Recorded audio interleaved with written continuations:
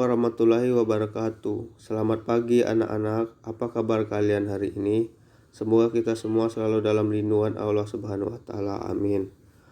Baik, pada pagi hari ini materi yang akan Bapak jelaskan adalah faktor-faktor pendorong dan penghambat mobilitas sosial. Nah, faktor pendorong mobilitas sosial ada 6. Yang pertama faktor struktural, yang kedua faktor individu, yang ketiga faktor sosial, yang keempat faktor ekonomi, yang kelima faktor politik, dan yang terakhir kemudahan dalam akses pendidikan. Selanjutnya faktor penghambat mobilitas sosial. Yang pertama kemiskinan, yang kedua diskriminasi. Berikut ini merupakan faktor pendorong terjadinya mobilitas sosial. 1. Faktor struktural. Faktor struktural adalah mobilitas sosial bukan berdasarkan keturunan melainkan prestasi. Contohnya presiden yang menjabat di Indonesia yang berasal dari masyarakat biasa. Ada juga orang kaya lebih mudah memperoleh modal usaha dibandingkan orang miskin.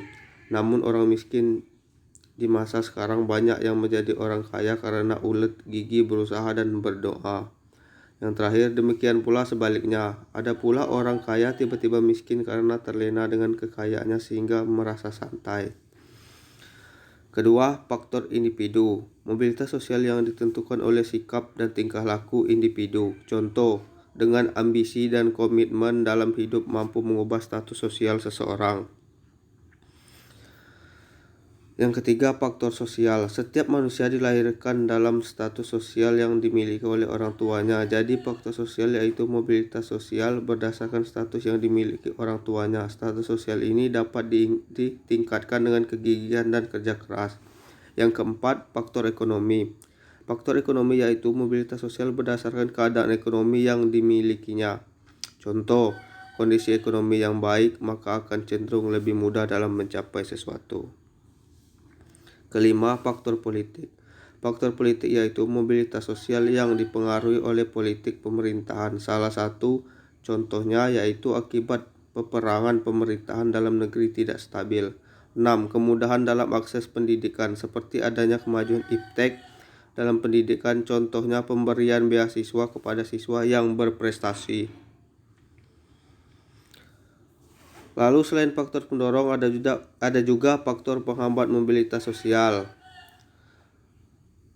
Yang pertama, kemiskinan. Masyarakat miskin sangat sulit mencapai status sosial tertentu. Salah satu penyebab kemiskinan adalah pendidikan yang rendah. Contohnya, memutuskan untuk tidak melanjutkan sekolahnya karena kedua orang tuanya tidak bisa membiayai, sehingga ia tidak bisa memiliki kesempatan untuk meningkatkan status sosialnya. Yang kedua, diskriminasi. Diskriminasi berarti pembedaan perlakuan karena alasan perbedaan suku, agama, ras, dan golongan.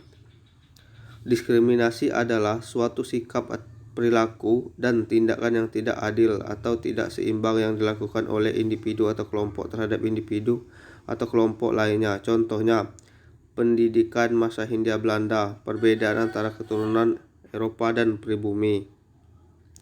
Baiklah, itulah penjelasan materi kita hari ini. Bapak akhiri, sekian, terima kasih. Wassalamualaikum warahmatullahi wabarakatuh.